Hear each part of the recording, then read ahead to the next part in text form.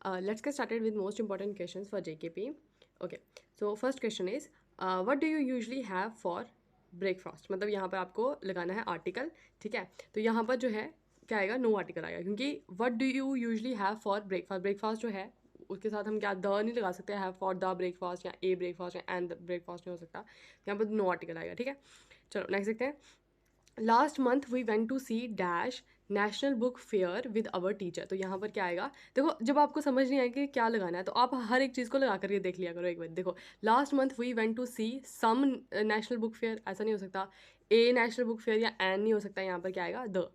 Last month we went to see the national book fair with our teacher, ठीक है? Okay, we bought dash books, ठीक है? तो we bought many books, ठीक है? चलो नेक्स्ट देखते हैं। She buys a new dress last week, ठीक है? यहाँ पर आपको दिखाना है, बताना है कि ये देखो मतलब एरर यहाँ पर ढूंढना है, यहाँ पर बाइज की जगह जो है क्या आएगा, ठीक है? देखो she buys a new dress last week, last week लिखा है ना, मतलब कि पास्ट की बात होगी, तो पास्ट की बात होगी तो यहाँ पर क्या लगाएंगे, पास्ट लगाएंगे ना, बॉट आएगा, she bought a new dress last week, ठीक है? नेक्स्ट देखते हैं। Varun prefer milk to tea, ठीक है? देखो यहाँ पर क्या आएगा, यहाँ पर वरुण प्रेफर है। देखो जब आपको पता है कि जब हमारे पास सिंगुलर थर्ड पर्सन होता है तो उसके साथ एस या ई एस लगता है, तो यहाँ पर आएगा Varun prefers milk to tea, ठीक है जी? नेक्स्ट देखते हैं। Okay, you must consult from your doctor on your lungs problem, so you must consult to your doctor, ठीक है ना? ऐसे बोलते हैं you must consult to your doctor, to आएगा यहाँ पर, ठीक है? तो पार्ट नंबर डी इसका आंसर हो जाएगा। नेक्स्ट देखते हैं।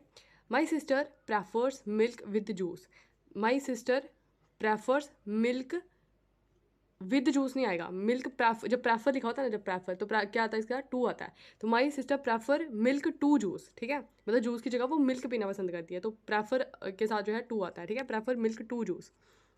You should not indulge with frivolous activities, ठीक है? You should not indulge in, ठीक है ना? You should not indulge in frivolous activities, ठीक है? नेक्स्ट देखते हैं, इसको छोटा करते हैं एक minute. Okay, Indian Airlines had no positive response dash the incident occurred dash the failure dash an aeroplane engine। देखिए यहाँ पर आएगा, the Indian Airlines has no positive response to the incident occurred in the failure of aeroplane injured, ठीक है? समझ आई? क्या है यहाँ पर, टू आएगा पहले, response to the incident occurred in the failure of aeroplane engine, ठीक है? नेक्स्ट देखते हैं। Okay, the captain called dash at one or two ports and sent dash his longboat dash food and fresh water। Last में तो पता है for आएगा, for food and fresh water, ठीक है? तो यहाँ पर आएगा the captain called in at one or two ports and sent in his long boat for food and fresh. तो यहाँ पे फ्रेश वाटर यहाँ पर आएगा, पार्ट नंबर सी इसका आंसर हो जाएगा, ठीक है? चलो ये इस तरह से क्वेश्चन आने वाले हैं आपको, ठीक है? इसी तरह से आएंगे, लेवल यही होएगा, ठीक है? तो ये पढ़ लेना थोड़े से।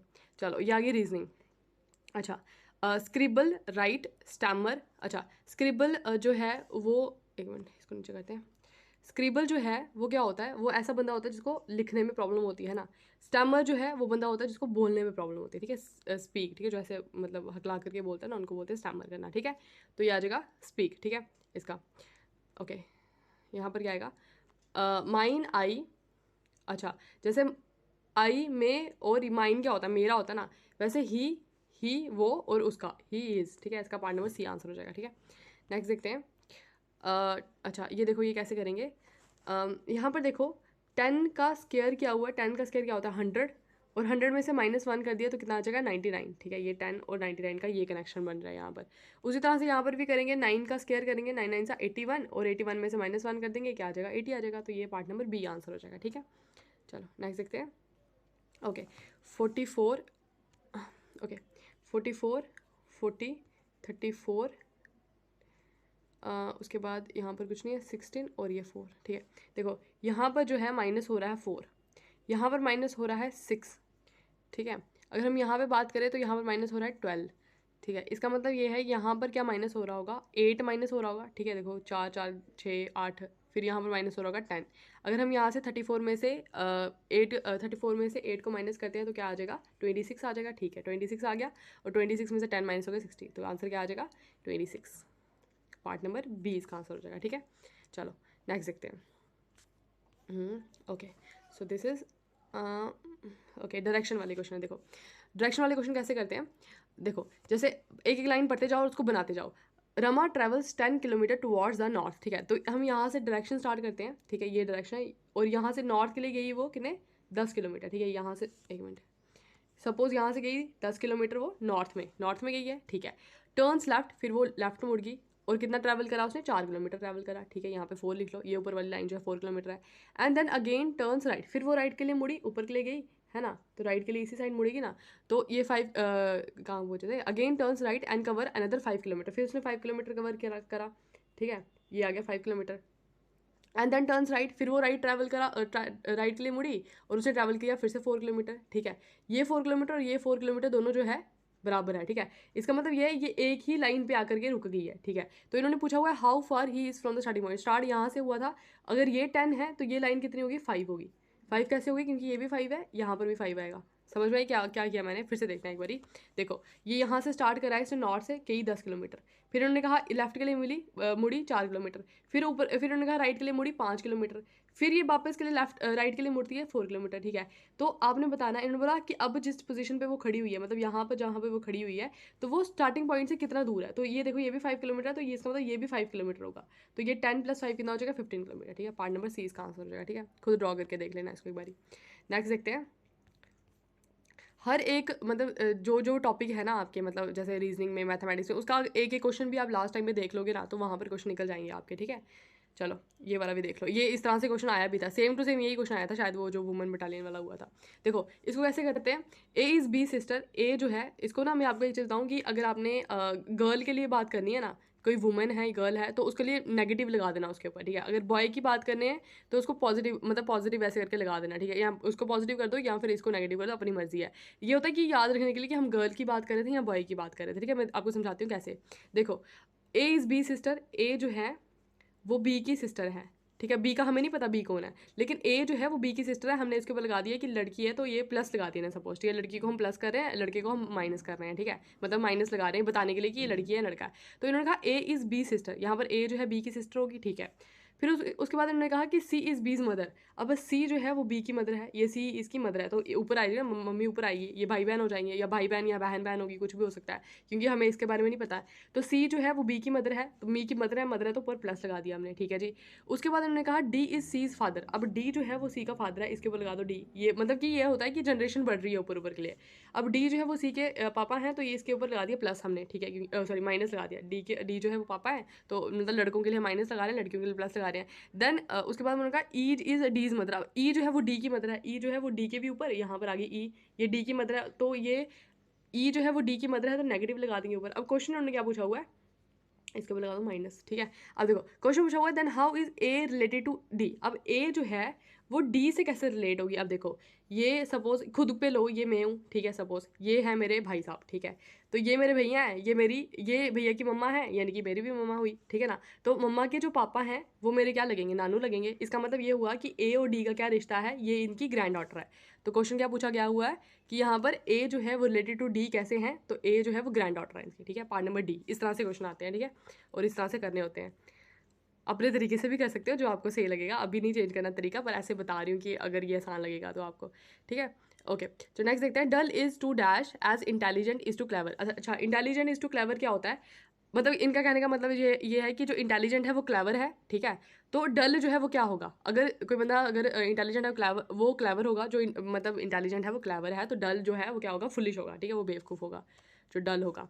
नेक्स्ट देखते हैं, अच्छा ये सेम टू सेम इसी तरह से क्वेश्चन है ना जो पेपर में आए हुए हैं, जो मतलब पिछले बार पेपर हुआ था, ठीक है, ए एफ और यहाँ पर सी एच, देखो यहाँ पर इसको कितना सिंपल किया हुआ है, ए बी छोड़ करके इन्होंने किया सी, एफ जी छोड़ के किया इन्होंने एच, तो इसको यहाँ पर भी कह रहे हैं के एल छोड़ के एम आ जाएगा, टी यू छोड़ के वी आ जाएगा, एम वी आंसर हो जाएगा, पार्ट नंबर डी, ठीक है, खुद सॉल्व करो फिर मैच करो आंसर सही आ रहे हैं या नहीं आ रहे, ठीक है। अच्छा ये देखो बी सी डी ई, ठीक है, यहाँ पर देखो यहाँ पर कुछ भी नहीं किया, ये बी सी डी सीधा सीधा दे दिया, यहाँ से उन्होंने उल्टा कर दिया टी यू वी डब्ल्यू, ठीक है, अब यहाँ से ये सीधा है क्यू आर एस टी, अब यहाँ से हमें कोई एक ऐसा ऑप्शन निकालना है जहाँ पे उल्टा पूरी सीक्वेंस में चल रही हो चीज़ें, जैसे कि जी एच आई जे, यहाँ पर बी पार्ट आ जाएगा, ठीक है, जी एच आई जे, बाकी किसी में ऐसा नहीं चल रहा, जैसे जी एच एफ ई है ना, सी डी, ये कुछ सही नहीं चल रहा, यहाँ पर जी एच आई जे है, मतलब पूरा सीक्वेंस में चल रहा है, तो ये पार्ट नंबर बी इसका आंसर हो जाएगा, ठीक है। ओके नेक्स्ट देखते हैं, okay again it is reasoning है, ठीक है। 21 फिर 23 27 33 और यहाँ पर क्वेश्चन मार्क, ठीक है। तो 21 23 जो है यहाँ पर +2 हो रहा है, ठीक है। 23 से 27 यहाँ पर +4 हो गया। 27 से 33 अगर हम बात करें तो कितना आ जाएगा, +6 हो गया। अब यहाँ 2 4 6, अब यहाँ पर क्या आ जाएगा, 8 हो जाएगा, +8 कर लेंगे यहाँ पर, ठीक है। इधर 8 करेंगे ना, आ जाएगा 41 आ जाएगा। पार्ट नंबर इसका बी पार्ट हो जाएगा, ठीक है। नेक्स्ट देखते हैं। ओके, एवरेज वाले क्वेश्चन आगे, ठीक है। एवरेज वाले भी आते हैं क्वेश्चन, है ना। The average of the 13 result is 60 if the average of the first 7 result is 59 and that of the last 7 result is 61 then what will be the 7th result, ठीक है। देखो इसमें कैसे निकाला है, टोटल रिजल्ट का इन्होंने हमें दिया हुआ है 13 × 60 कर दो पहले, ये टोटल रिजल्ट यहाँ पर निकल जाएंगे, ठीक है। 6 3 18 6 7, ठीक है। तो ये है 780, ठीक है। 780 जो है ये आ गया हमारे पास टोटल रिजल्ट, ठीक है। टोटल 13 रिजल्ट का, ठीक है। और उसके बाद इन्होंने हमें दिया हुआ 7 रिजल्ट, पहले स्टार्टिंग से इन्होंने स्टार्ट करा, 7 रिजल्ट का 59 दिया हुआ और 7 रिजल्ट का इन्हें 61 दिया हुआ, ठीक है। इन्होंने एवरेज दी हुई है, तो हम टोटल निकाल देते हैं पहले, ठीक है। यानी कि ये आ गया हमारा 780 जो इन्होंने 13 रिजल्ट का दिया हुआ है। उसके बाद 7 का अलग दिया है, 7 का अलग दिया हुआ है। पहले 59 × 7 कर लेंगे, ठीक है। एक मिनट, 59 आप लोग भी सॉल्व करो, 59 × 7 करेंगे, ठीक है। 9 7 63 7 5 35 35 और 6 41, है ना। 413 आ जाएगा इधर। और दूसरा वाला जो है 61 × 7 करेंगे, 7 7 6 7 42, ठीक है। यहाँ पर आएगा 427, इन दोनों को प्लस कर देंगे, 7 3 20 सॉरी 7 3 10, ये आ गया 2 3 4 4 4 8 840, ठीक है। तो ये क्या किया हमने, ये जो अलग अलग करके दिए थे ना, फर्स्ट से 7 तक रिजल्ट उनकी एवरेज दी थी और दूसरे वाले की एवरेज दी हुई थी, इन दोनों को हमने क्या कर दिया, मल्टीप्लाई कर दिया, टोटल निकाल दिया, इन्होंने 840 बन दिया। अब हमें 7th वाला निकालना है, ठीक है। अब 7th वाला इसमें ऐड है, लेकिन टोटल 13 रिजल्ट का कितना है, कितना बना था, मतलब 30 रिजल्ट का कितना बना था, 30 रिजल्ट का कितना बना था यार, 780 बना था ना, 780 बना था इसका, है ना। तो ये कितना आ जाएगा, 0 माइनस करके तो 60 आ जाएगा। समझ आया क्या किया इसमें मैंने, इसका आंसर हो जाएगा डी पार्ट। सीधी सी बात है, एवरेज इन्होंने 13 रिजल्ट की दी हुई है और यहाँ पर ये टोटल करके साथ साथ 14 बन रहा है और हमें 7th वाला निकाला, तो 14 में से जो टोटल एवरेज होगी वो 13 वाली एवरेज माइनस कर देंगे, तो जो 14 में से जो एवरेज है 13 वाली माइनस कर देंगे, तो जो बचेगा वो 7th वाली होगी। समझ में आई बात, ठीक है। पता नहीं समझ आई होगी या नहीं यार, इधर समझाना भी थोड़ा मुश्किल होता है ना। आप लोग सॉल्व करो, आंसर इसका डी पार्ट है, ठीक है। Okay, 1/3 of the 1206 is what % of the 134, ठीक है। देखो इसको कैसे करेंगे, 1/3, जैसे देखो जो स्टेटमेंट लिखी होती है ना, पहले उसको लिख लो, 1/3 ऑफ 1206 इज व्हाट % ऑफ, अब व्हाट % हमें नहीं पता, x% ले लो, व्हाट % ऑफ 134, ठीक है। तो हमें यहाँ से ये x निकालना है कि कितने % है। पहले यहाँ से देखो इसको काट लो, ये कितना आ जाएगा 402, ठीक है। हाँ 402 आएगा ना, 32 402 आ जाएगा और यहाँ पर आएगा हमारे पास x% को हटा लो, नीचे आ जाएगा 100 × 134 और यहाँ पर आएगा हमारे पास 402, ठीक है। अब हम इसको काट लेते हैं, 2 से काटेंगे इसको, है ना। 2 6 12 और 2 7 14, ठीक है। 2 2 4 0 2 1 2, ठीक है। अब 67 को 3 के साथ मल्टीप्लाई करेंगे, 7 3 21 6 3 18 19 20, ठीक है। तो ये कितने आ जाएगा, 3 आ जाएगा। तो ये वाला 100 जो है यहाँ पर क्या बचेगा हमारे पास, x/100 इजिकल्स टू 3। अब ये वाला 100 यहाँ पर जाएगा, ये हो जाएगा 300, तो इसका पार्ट नंबर कौन सा आ जाएगा, डी इसका आंसर हो जाएगा, ठीक है। चलो नेक्स्ट देखते हैं। Okay, the greatest ratio between 2/3 and 4/5 आपको बताना है कि इनमें से जो है 2/3 में से और 4/5 में से ग्रेटेस्ट रेशो जो है वो कौन सी है, ठीक है। डिवाइड करेंगे हम सबसे पहले, देखो कैसे निकालते हैं, आपका अलग अलग तरीका होगा। देखो मैं कैसे करती हूँ, जैसे इसको डिवाइड कर लिया, ठीक है, 3 के साथ पॉइंट लगा 0 लगा, तो यहाँ पर आएगा 6 3 18, ठीक है। फिर आएगा 2 यहाँ से, फिर आएगा 0.66 आया, ठीक है। 2/3 करके आया 0.66। उसी तरह से 4/5 भी कर लेंगे, यहाँ पे 4 ऊपर आएगा, 5 इधर आएगा ना, पॉइंट लगेगा 0, 5 8 40, ठीक है। तो यहाँ पर आएगा 0.80, इसका मतलब 0.80 बड़ा है 0.66 से, तो पार्ट नंबर 20 का आंसर हो जाएगा, ठीक है। चलो बड़े क्वेश्चन डाल दी मैथ वगैरह के भी। ओके, द वैल्यू ऑफ, ये डालना है आपने, क्वेश्चन मार्क की निकालनी है वैल्यू आपने, तो ये दिया हुआ हमें, देखो यहाँ पर पता क्या करना होता है, एक सेकेंड। ओके, दिया हुआ 2 है ना, तो ये इस तरह से दिया हुआ ना, इसको अपॉन में x कर लो, इजिकल्स टू ये x/32 आ जाएगा, ठीक है। ये इस तरह से आता है, ठीक है। इसका एक फॉर्मूला भी होता है जिसको हम बोलते हैं b² इजिकल्स टू AC। यहाँ पर b की वैल्यू जो है जो हमने यहाँ से निकालनी है, और a ये है और c ये है, ठीक है। तो b² AC करते हैं हम, यहाँ पर b की वैल्यू आती है √AC, ठीक है।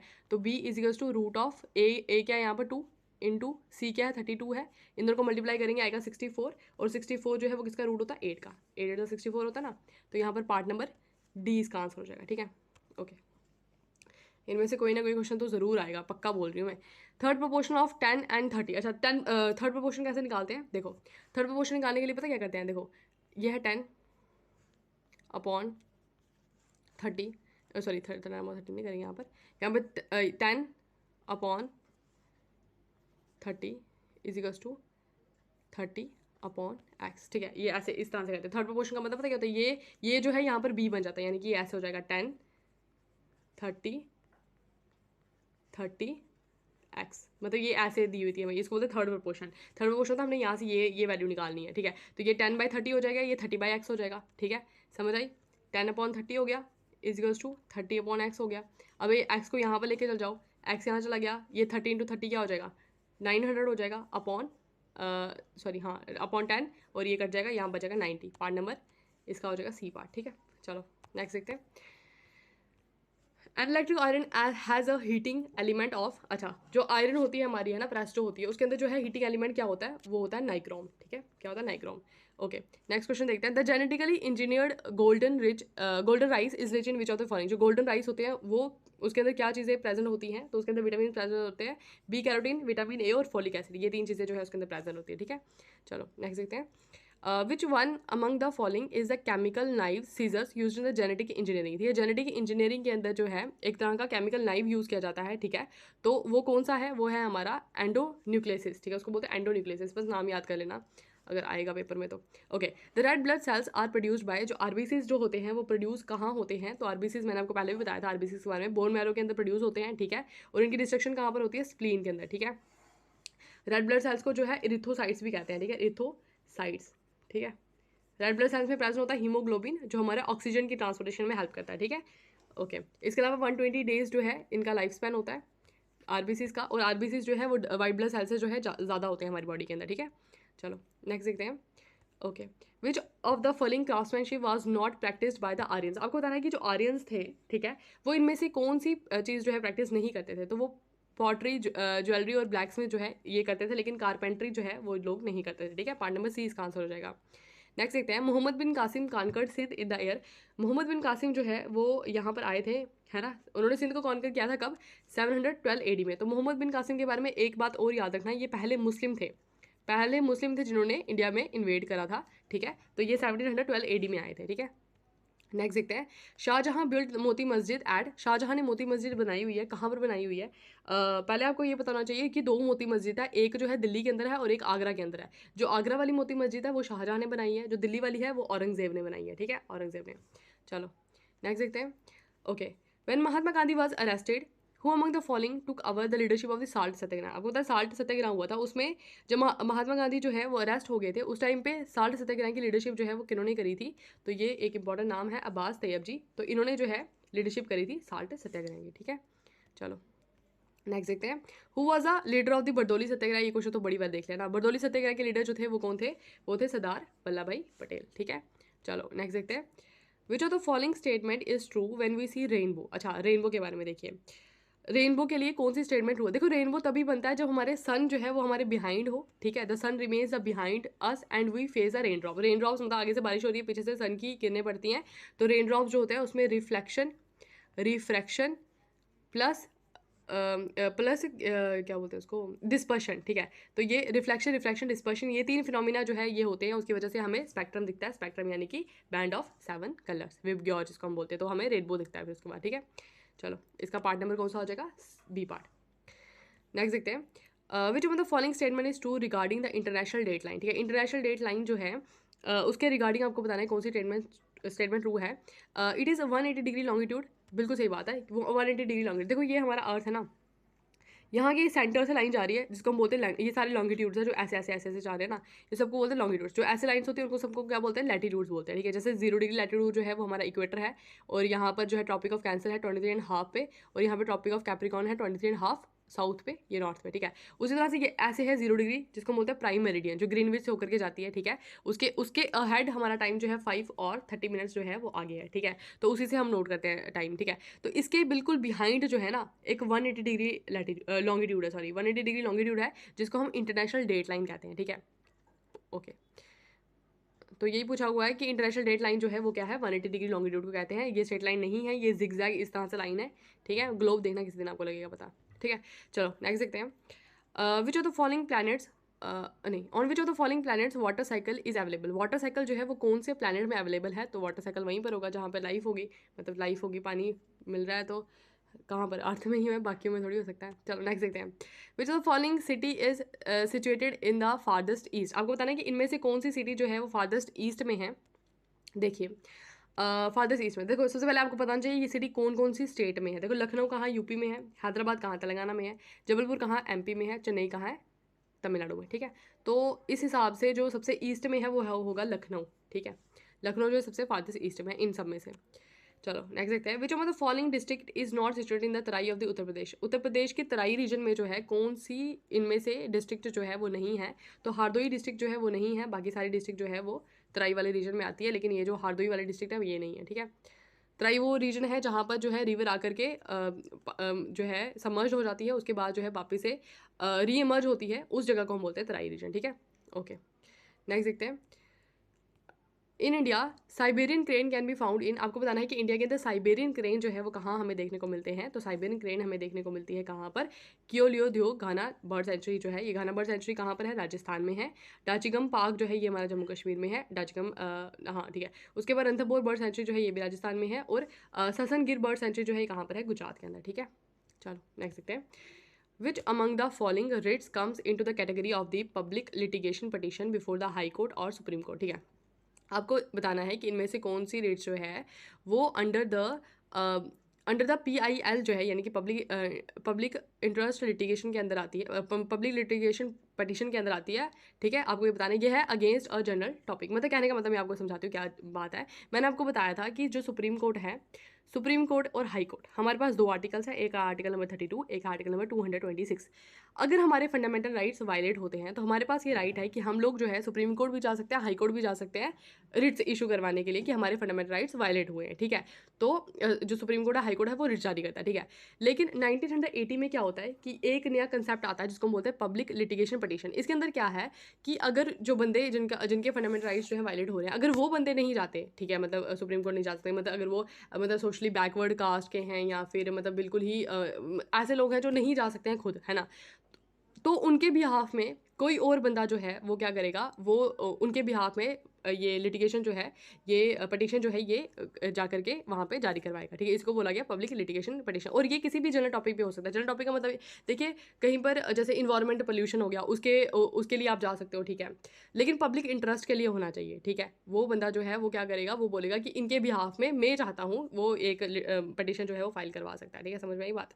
तो ये 1980 के अंदर आया था कंसेप्ट। और किसी भी जनरल टॉपिक पे हो सकता है। सपोज किसी से ज़्यादा काम करवाया जा रहा है, ठीक है, आपने देखा और आपने क्या किया, वहाँ पे जो है पटिशन फाइल कर दिया कि इन लेबर से जो है ज़्यादा काम करवाया जा रहा है कहीं पर, है ना, वो खुद नहीं जा सकते हैं, तो आप लोग जो है वो जा सकते हैं उनके बिहाफ में। That is public litigation petition. Okay किसी भी यहाँ पर क्वेश्चन था, किसी भी जनरल टॉपिक पे हो सकता है ये। नेक्स्ट देखते हैं।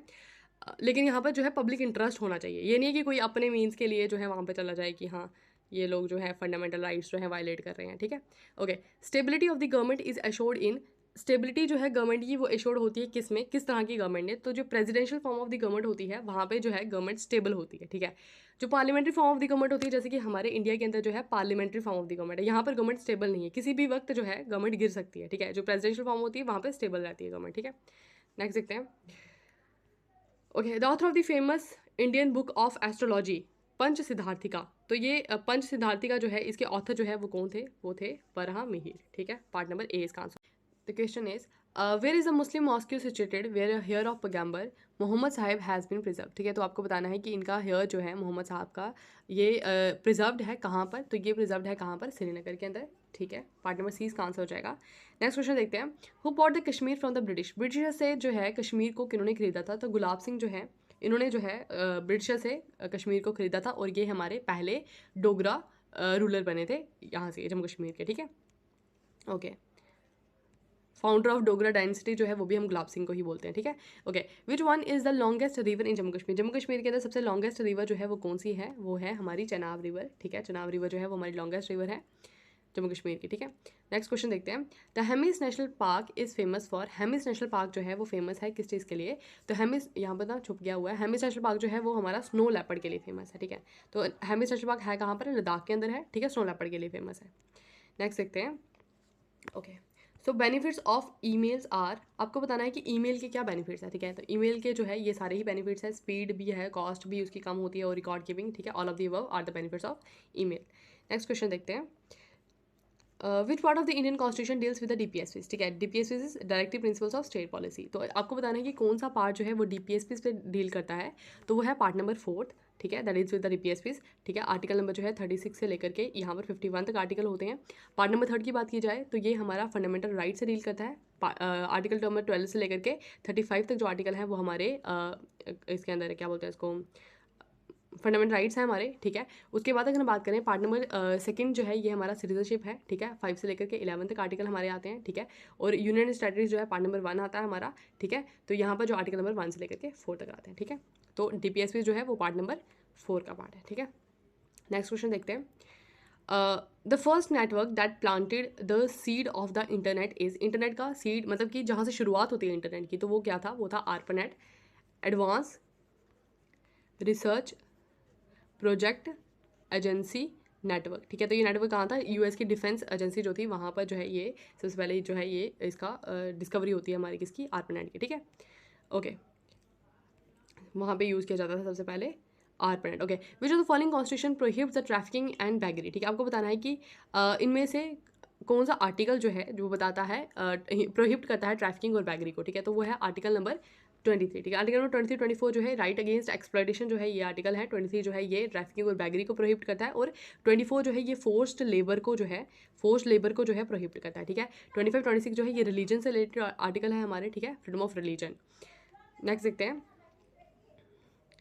Okay, which country has topped the gender gap index 2022, ठीक है। आपको बताना है कि वर्ल्ड इकोनॉमिक फोरम ने जो जेंडर गैप इंडेक्स निकाला उसके अंदर कौन सी कंट्री जो है जिसने टॉप किया है? तो आइसलैंड जो है इसने जो है टॉप किया इसको, ठीक है। और इंडिया का रैंक भी आपको बताना चाहिए, 135 जो है वो इंडिया का रैंक है, ठीक है। ओके, नेक्स्ट देखते हैं। World's largest glass bottom bridge batch long pedestrian bridge has been open in which of the following countries. आपको बताना है कि ये जो एक ब्रिज जो है ये ओपन किया गया है, कौन सी कंट्री के अंदर किया गया है?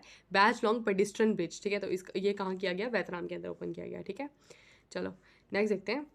नूसंतारा has been selected as the new capital of which of the following countries. Okay, आपको बताना है कि नूसंतारा जो है ये कौन सी किस कंट्री की कैपिटल जो है ये सेलेक्ट करी गई है, ठीक है। ये इंडोनेशिया की करी गई है। पहले इंडोनेशिया की जो कैपिटल थी वो कौन सी थी? पहले इंडोनेशिया कैपिटल जो थी वो थी जकार्ता। अभी जो है इस कैपिटल चेंज कर दी है, नूसंतारा बना दी गई है, ठीक है। चलो नेक्स्ट देखते हैं।